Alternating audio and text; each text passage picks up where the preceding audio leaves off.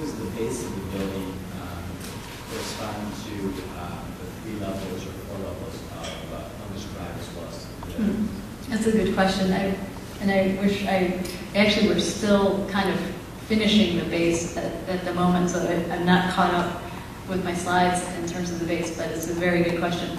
One of the things that I noticed when I started looking at the high-rise buildings all over the country is they all have different amounts of parking in the base.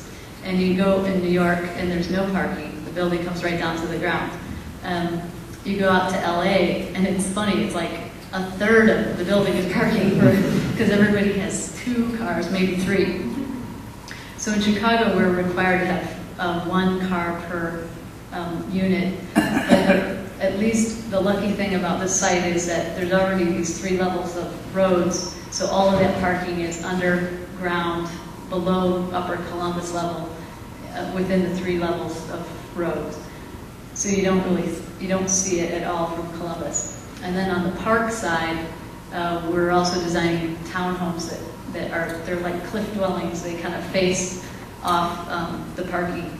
So those are units that have one side open to the park and the other side has no windows, but it's against the parking garage basically.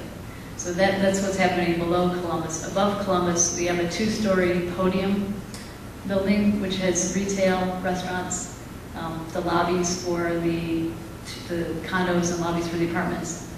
And it also has a ballroom for the Fairmont Hotel.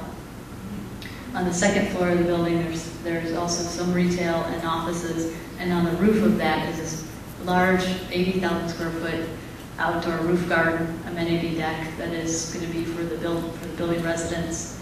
And so it's going to be I think it's the largest roof garden in the city. Then I think the other thing I was going to say is just that the Fairmont Hotel is going to also occupy the first 15 floors of the building. So it's a mixed-use high-rise.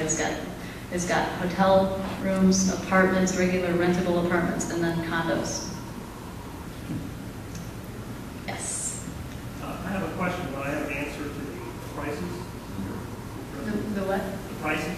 Oh, I didn't really know all the prices. It's $500,000 for 1 bedroom, about 900 square feet. It's $650 for a 2-bedroom, and then it's 800-ish for 3, and then it's like trillions of dollars for the 10,000. But my question was, when you went to present the design, did you talk about the benefits of your design adding to the real estate value of the property, for the property owners, or?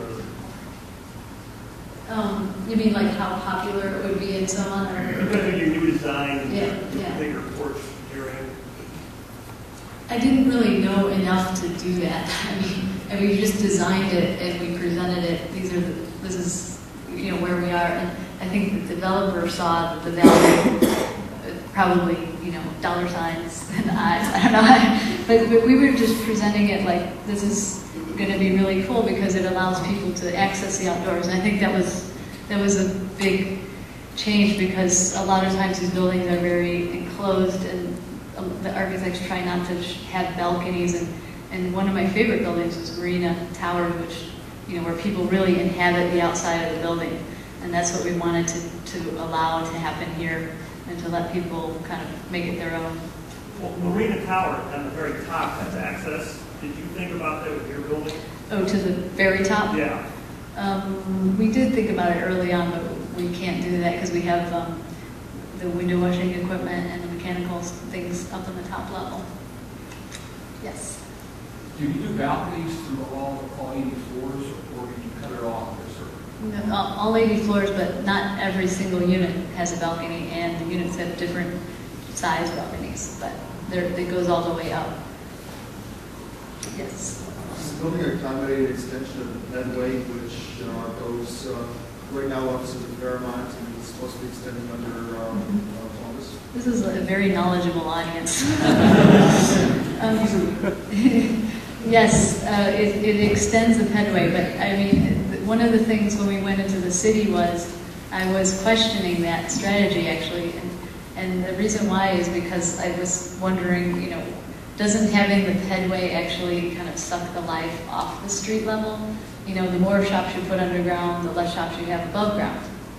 And so I brought that up, that the city was really interested in extending the pedway because they felt that it was like the character of that area and a lot of people use it.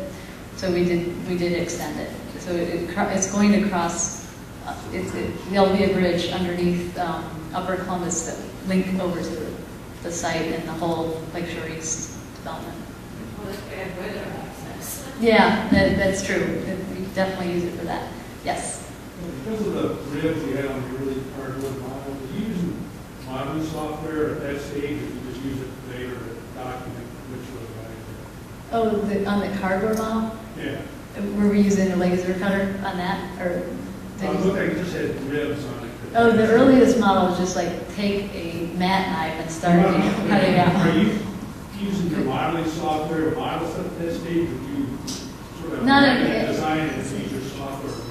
I think it's very close between when we switched from one to the other. First we made this physical model, we made some really rough, these rough models, and then we immediately like get that into a 3D model in the computer. But we also, because it had so many different floors, we bought a laser cutter at some point so that we could, you know, cut those all out because it was going to be crazy doing that by hand. So I think, well, if that's all the questions, thank you very much.